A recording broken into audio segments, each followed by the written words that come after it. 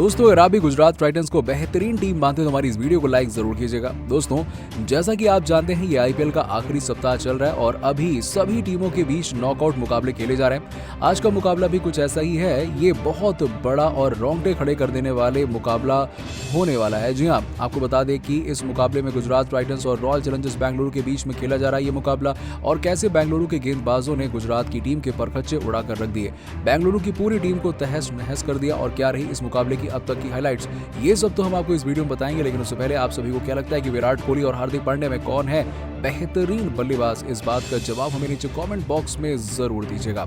दोस्तों, इस रोंगटे खड़े कर देने वाले महामुकाबले में हार्दिक पांड्या, जो कि गुजरात की टीम के कैप्टन है, इन्होंने टॉस जीता और टॉस जीतकर अपनी टीम के लिए गेंदबाजी नहीं बल्लेबाजी चुनी। जी हाँ, वहीं उन्होंने बेंगलुरु की टीम को धूल चटाने के लिए अपने टीम के दो दिग्गज ओपनर बल्लेबाज रिद्धिमान साहा और शुभमन गिल को भेजा, और इन दोनों बल्लेबाजों ने शुरुआत में तो ऐसा ही किया।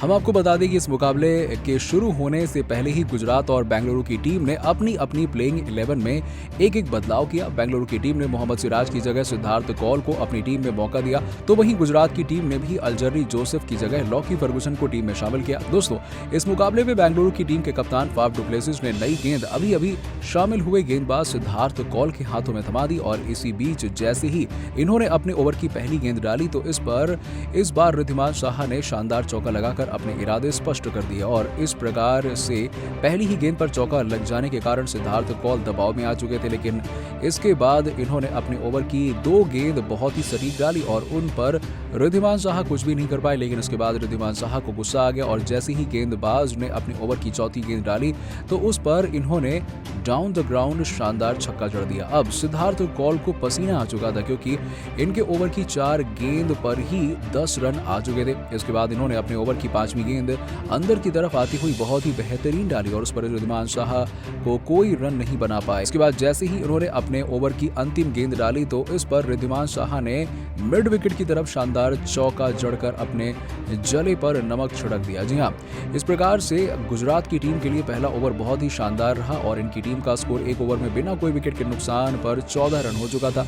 इसके बाद बेंगलुरु की टीम की तरफ से दूसरा ओवर डालने के लिए आए बाएं हाथ के स्पिनर गेंदबाज शहबाज अहमद। जैसे ही उन्होंने अपने ओवर की पहली गेंद डाली तो उस पर शुभमन गिल ने सिंगल लेकर अपना खाता खोल लिया और स्ट्राइक विस्फोटक बल्लेबाज रिद्धिमान साहा को दे दी। और इसके बाद रिद्धिमान साहा इनके ओवर की दूसरी गेंद को समझ नहीं पाए और उसको डॉट खेल गए। लेकिन उसके बाद जैसे ही उन्होंने अपने ओवर की तीसरी गेंद डाली तो इस पर रिद्धिमान साहा ने शानदार चौका जड़कर सभी को बता दिया कि आज रिद्धिमान साहा किस अंदाज में बल्लेबाजी करने वाले हैं। इसके बाद रिद्धिमान साहा ने शहबाज अहमद की चौथी गेंद पर सिंगल ले लिया और स्ट्राइक शुभमन गिल को दे दी। और इसके बाद शहबाज अहमद ने 2 गेंद बहुत ही सटीक डाली और उस पर शुभमन गिल कुछ भी नहीं कर पाए। और इस प्रकार से गुजरात की टीम का स्कोर 2 ओवर में बिना कोई विकेट के नुकसान पर 20 रन हो चुका था।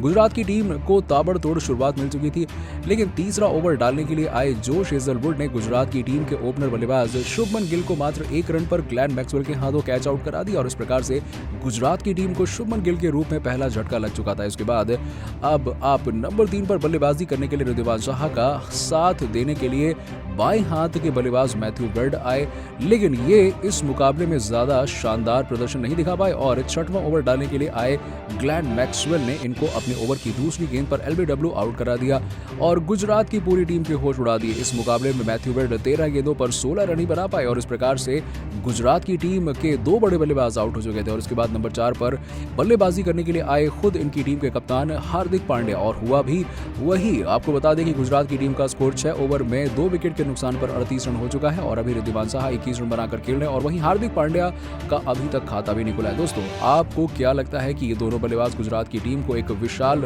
रन की तरफ ले जाएंगे या फिर नहीं? दोस्तों, आईपीएल 2022 का सबसे ज्यादा रोमांचक मुकाबला तो आज ही खेला गया। आईपीएल के इस 66वें मुकाबले में डी.वाई. पाटिल स्टेडियम में लखनऊ के कप्तान केएल राहुल ने टॉस जीता और टीम के लिए पहले बड़ी शान से बल्लेबाजी चुनी। लेकिन वाकई में दोस्तों मानना पड़ेगा केएल राहुल और उनके फैसले को। बल्लेबाजी चुनकर बड़े कॉन्फिडेंस के साथ मैदान में उतरे और मैदान में उतरकर इसी कॉन्फिडेंस के साथ धाकड़ बैटिंग भी करी। और केवल केएल राहुल ने नहीं बल्कि आज तो डीकॉक ने भी इतिहास रच दिया। मुंबई के पूर्वी बल्लेबाज डीकॉक लखनऊ की शान बढ़ाते हैं और वाकई में आज इनकी बल्लेबाजी ने लोहा मनवा दिया है सबको। दोस्तों, डीकॉक ने मात्र 70 गेंदों के अंदर पूरे 200 के स्ट्राइक रेट से 10 चौके और 10 छक्के लगाए और अपनी पारी में 140 रन जड़ दिए थे। उनकी नाबाद पारी किसी मिसाल से कम नहीं थी। कप्तान केएल राहुल का भी उन्हें भरपूर साथ मिला।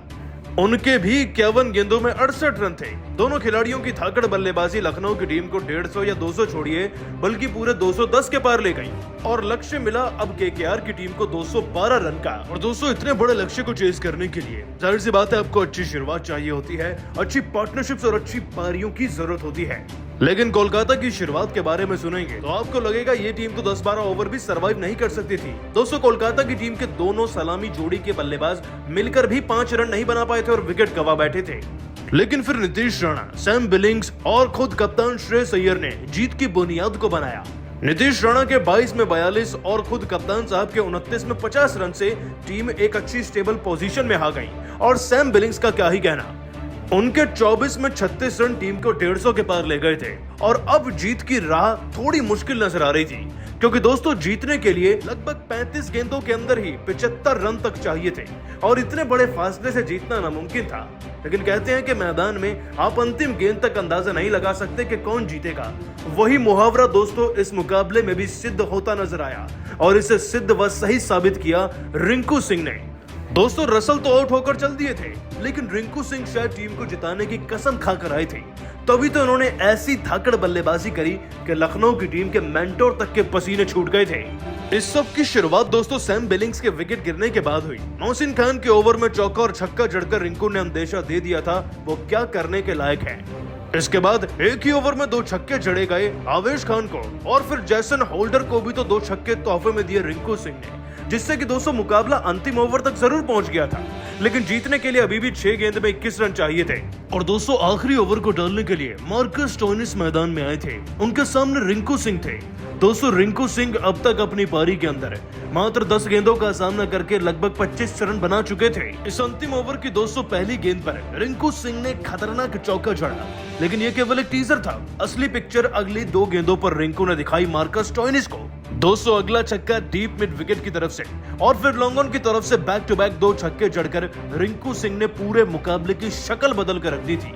अंतिम 3 गेंदों में जीतने के लिए अब 5 रन की दरकार थी। चौथी गेंद पर भी दोस्तों रिंकू को लकीली डबल रन मिल गए। स्ट्राइक उनके हाथ में थी, 2 गेंद में मात्र 3 रन चाहिए थे। तभी ओवर की 5वीं गेंद पर दोस्तों रिंकू सिंह बड़ा शॉट लगाने के चक्कर में ही कैच आउट हो जाते हैं। ल्यूइस उनका कैच पकड़ते हैं और उनकी 15 गेंदों में 40 रन की आतिशी पारी वहीं समाप्त हो जाती है। और वहीं समाप्त हो जाती है केकेआर की जीतने की उम्मीद भी। उमेश यादव अगली गेंद पर आकर क्लीन बोल्ड होते हैं और दोस्तों लखनऊ की टीम बड़े छोटे मार्जिन से मुकाबले को जीतकर कोलकाता की टीम को बाहर कर देती है। लेकिन दोस्तों, असली हीरो रिंकू सिंह है जिन्होंने वाकई में आज क्रिकेट को एंजॉय किया, उसे खेला और ऐसी धाकड़ पारी खेल गए कि जो सदियों तक याद रहेगी। दोस्तों, वाकई में जीत जरूर लखनऊ की टीम गई है लेकिन दिल जीता है रिंकू सिंह ने। और आप सभी उनकी बैटिंग को 10 में से कितने नंबर देंगे नीचे कमेंट सेक्शन में हमें जरूर बताइएगा। दोस्तों, अगर आप रिंकू सिंह को बेहतर बल्लेबाज मानते हैं तो हमारी इस वीडियो को लाइक जरूर कीजिएगा। दोस्तों, आईपीएल के एक और महामुकाबले में लखनऊ की टीम ने बल्लेबाजी ने शानदार प्रदर्शन करते हुए कोलकाता को मुकाबले में आधा बाहर किया। लेकिन इसके बाद कोलकाता के बल्लेबाजों ने अंतिम समय तक लड़ाई लड़ी, लेकिन अंतिम गेंद पर कोलकाता मुकाबले को 2 रन से हार गई, जिसमें रिंकू सिंह ने शानदार बल्लेबाजी करी। और इनकी शानदार बल्लेबाजी को देखते हुए आईपीएल दिग्गजों का बयान सामने आया, जिसे सुनकर आपको भी हैरानी होगी। क्या कहा है तो आपको बताइए वीडियो में, लेकिन उससे पहले आपको क्या लगता है?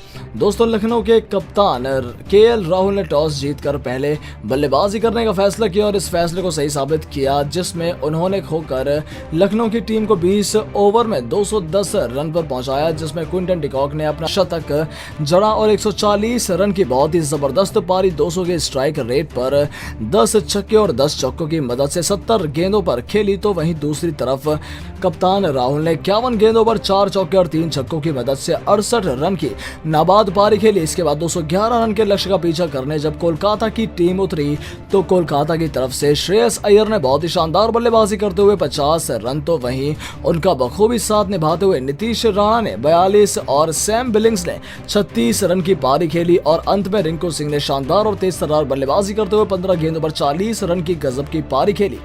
टीम 2 रन से हार गई, जिसके बाद आईपीएल के दिग्गजों का बयान रिंकू सिंह के शानदार बल्लेबाजी करने को लेकर सामने आया, जिसमें सबसे पहले हरभजन सिंह ने कहा कि रिंकू सिंह ने कोलकाता के लिए जिस तरीके से शानदार प्रदर्शन किया, उस तरीके का प्रदर्शन कोई युवा बल्लेबाज नहीं कर सकता, बल्कि कोई अनुभवी बल्लेबाज भी करता है। लेकिन रिंकू सिंह ने दिखा दिया है कि युवा बल्लेबाज भी खतरनाक प्रदर्शन करते हुए टीम को मजबूती प्रदान कर सकता है।